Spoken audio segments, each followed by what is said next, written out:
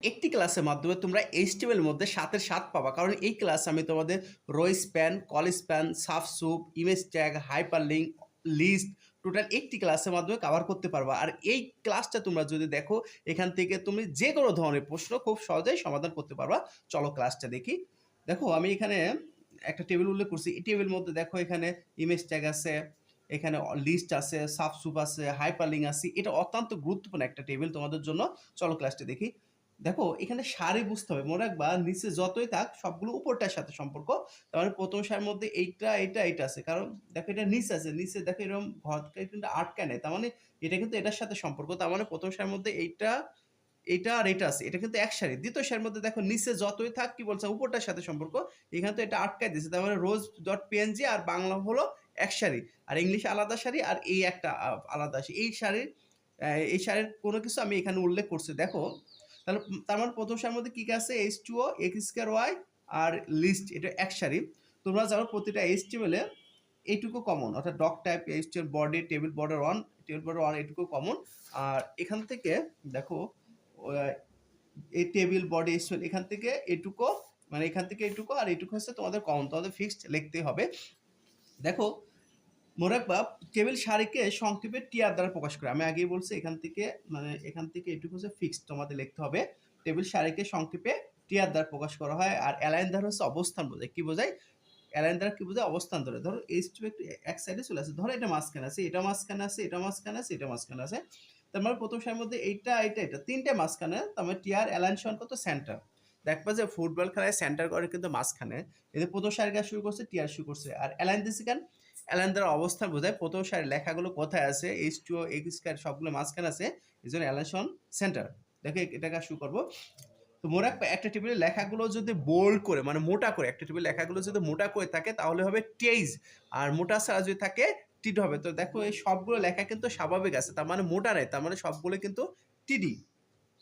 দেখো এইচটা কিন্তু স্বাভাবিক আছে, টুটা নিচে আছে। মনে রাখবা নিচে থাকলে সাবস্ক্রিপ্ট সংক্ষেপে SUB, আর উপরে থাকলে সাবস্ক্রিপ্ট সুপারস্ক্রিপ্ট, তার মানে SUP হবে। যাই হোক এটা নিচে আছে, নিচে থাকলে সাব, টুর জন্য সাব শুরু, টুর জন্য সাব শেষ। তারপর দেখো এখানে ও শেষ, তার মানে এইচটা স্বাভাবিক আছে। নিচে আছে টুর জন্য সাব শুরু, টুর জন্য সাব শেষ। দেখো ওটা কি স্বাভাবিক আছে, তারপর টিডি শুরু, টিডি শেষ।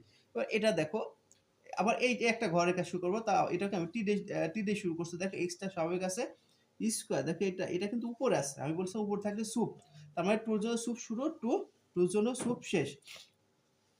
ওয়াইটা দেখো স্বাভাবিক আছে, এই জন্য ওয়াই জন্য কোনো কিছু করি নাই, মানে টুর কাজ করছে, টুর জন্য সুপ শুরু, টুর জন্য সুপ শেষ। এক্স আর ওয়াই স্বাভাবিক আছে, স্বাভাবিক রেখে দিছি, টিডি শুরু করলাম, টিডি শেষ।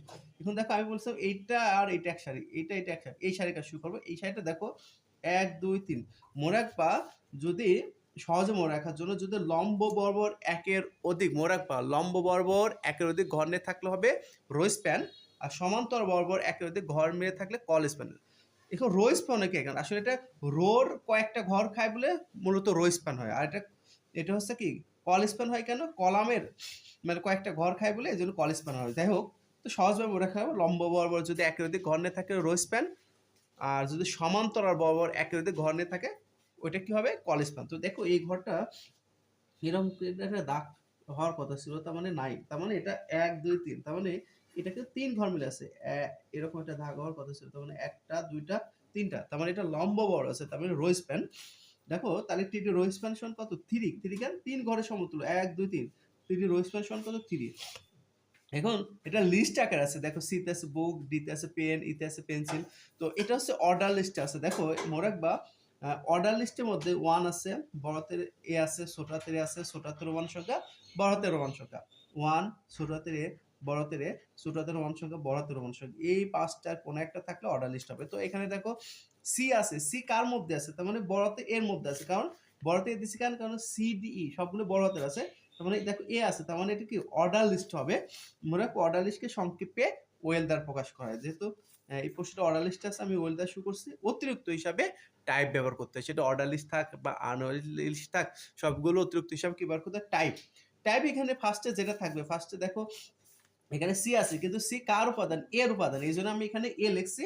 আর সি কয় নম্বর অপশন থেকে শুরু? দেখো A B C 3 number option থেকে শুরু, এই জন্য স্টার্ট সমান কত? 3। যদি এখানে ডি থাকতো তাহলে অর্ডার টাইপ এ স্টেশন কত 4 আসতো। এখানে যদি ছোট হাতের মানে সিডি থাকতো তাহলে ছোট হাতে দিতাম, স্টেশন যত থেকে শুরু হয় সেটা।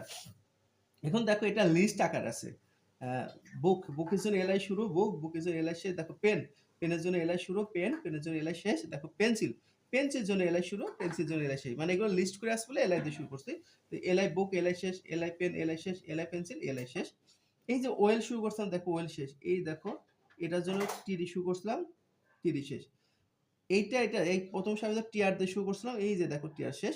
আমি আবার দ্বিতীয় সারিটা শুরু করব। আমি বলছি যে নিচে যতই থাক উপরের সাথে সম্পর্ক, তার মানে রোজ জেপিজি, রোজ ডট পিএনজি আর বাংলা হচ্ছে এক সারি।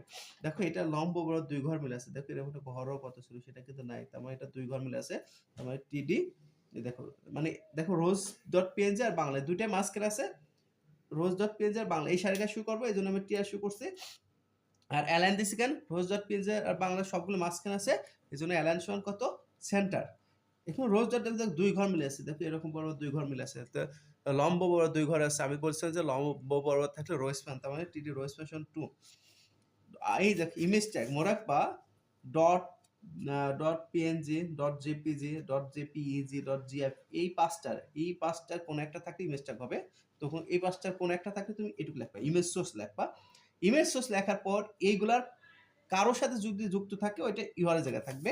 তো এখানে দেখো রোজ ডট পিএনজি, তার মানে পিএনজি কার সাথে যুক্ত আছে, পিএনজি রোজ ডট পিএনজির সাথে, তার মানে পিএনজি আছে কার সাথে, রোজ ডট সাথে। তাহলে এটুকু লেখার পর এখানে রোজ ডট পিএনজি লিখে দেবে। দেখো ইমেজ সোর্স এটা কি আছে, রোজ ডট পিএনজি। ধরো সাপোজ যদি এখানে এক্স ডট পিএনজি থাকতো তাহলে image source x dot PNG, যদি বুক ডট পিএনজি থাকতো তাহলে ইমেজ সোর্স বুক ডট পিএনজি। তার মানে এইগুলা কোন একটা থাকলে এটুকু লেখার পর যেটা থাকবে ওটা লিখে দিবা। দেখো লিখে দিছি।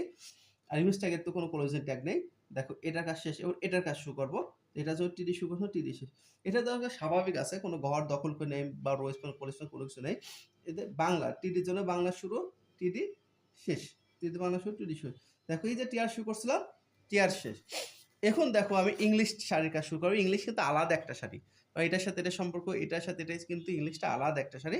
তো ইংলিশে ধর টিআর শুরু করবো, ইংলিশটা মাঝখানে আছে। দেখো ইংলিশে ধর টিআর শুরু, ইংলিশ লেখাটা কি মাঝখানে আছে, তার মানে টিডি অ্যালাইনশন কত সেন্টার। এই অ্যালাইনশনটা টিআর এর মধ্যে লেখা যায়, টিডির মধ্যে লেখা যায়, তার মানে টিডি অ্যালাইনশন সেন্টার ইংলিশ, টিডি শেষ। ইংলিশে ধর টিআর শুরু করছিলাম, টিআর শেষ। আশা করি তুমি বুঝছো। এখন দেখো আমি এই ঘরে কাজ শুরু করবো। এই ঘরে একটা প্রশ্ন দেখা আমি উল্লেখ করছে যে বলছে কি ফাঁকা ঘর বলতে এটা ফাঁকা ঘরে বোর্ড ডট কম, ফাঁকা ঘরে কি আছে, ফাঁকা ঘরে বোর্ড ডট কম ওয়েবসাইটটি বোর্ডের উপর ক্লিক করে, এই যে একটা ঘর, এই ঘরে কি বলছে প্রশ্ন কি উল্লেখ আছে, বোর্ড ডট কম ওয়েবসাইটটি বোর্ডের উপর ক্লিক করলে ওয়েবসাইটটি প্রদর্শিত হবে। তো মোরাক বা dot com dot BD dot উল্লেখ থাকলে তখন এই লিঙ্ক এটুকু বসাবো, এই জারিয়ে, অর্থাৎ এই হচ্ছে অ্যাঙ্কর ট্যাগ, এই হচ্ছে হাইপার লিঙ্ক, আর হচ্ছে রেফারেন্স। মানে ডট কম ডট নেট উল্লেখ থাকলে এই যে আর ইফ বসাবা, তারপর ডট কম জাতীয় যেটা থাকবে সেটা ইউআরএল জায়গায় বসাবা। দেখো এখানে আমি দেখো এই যে এখানে দেখো অ্যান্সার করছি, ফাঁকা ঘরে বোর্ড ডট কম ছিল, সরি আগে এটা দেখো ফাঁকা ঘরটা কয় ঘর মিলে আছে, 1 2 3, এই এরকম একটা ঘর কথা ছিল এরকম, তার মানে 1 2 3 সমান্তর বরাবর আছে। আমি তোমাদের বলছিলাম যে সহজে মনে রাখার জন্য সমান্তর বরাবর থাকলে ওইটা কল স্প্যান হবে। এটা এই জন্য দেখো আমি এখানে লিখছি টিডি কল স্টেশন 3, কারণ 3 ঘর মিলে আছে বলে 3। আর এ হাইপারলিংক লিখছি কেন, আমি বলছি dot com dot net dot BD, দেখে এটা উল্লেখ আছে, এইগুলো উল্লেখ থাকে, এটি লেখার পর ডট কম যেটা থাকবে তারপর ওইটা লেখবা, dot com dot net BD ওইটাও এটার পরে লেখবা। যার উপর ক্লিক করার কথা বলছে ওয়েবসাইটটি বোর্ডের উপর, তারপর যার উপর ক্লিক করার কথা বলছে এটুকু লেখার পর বোর্ড লেখবা, কারণ ইউআর মানে একটা ওয়েব পেজ ঠিকানা হিসাবে আছে বোর্ড ডট কম।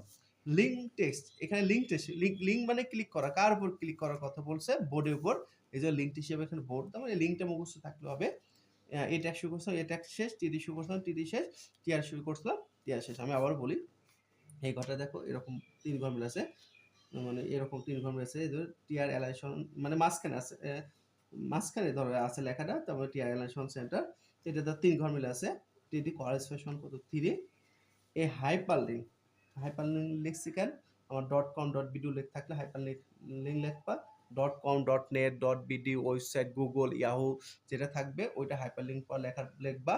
লেখার পর যার উপর ক্লিক করা, বোর্ডের উপর ক্লিক করার কথা বলছে, তারপরে ওই যার উপর ক্লিক করা থাকবে ওইটা লিখবা। এই ট্যাগ শুরু করছিলাম, এই ট্যাগ শেষ, টিডি শুরু করছিলাম, টিডি শেষ, এই যে টিআর শুরু করছিলাম, টিআর শেষ। আর আমি তো আগেই বলছি এখান থেকে এইটুকু আর এইটুকু হচ্ছে তোমাদের ফিক্সড, তোমাদের লিখতে হবে। আশা করি তোমরা বুঝছো। তোমরা যদি কোথাও না বোঝো অবশ্যই আমাকে কমেন্টসে জানাবা। আমার এই ক্লাসে তোমাদের যদি বিন্দুমাত্র উপকার আসে অবশ্যই তোমরা আমাকে আমার চ্যানেলটা ফলো করবা, তোমার ফ্রেন্ডের মাঝে শেয়ার করবা। ধন্যবাদ।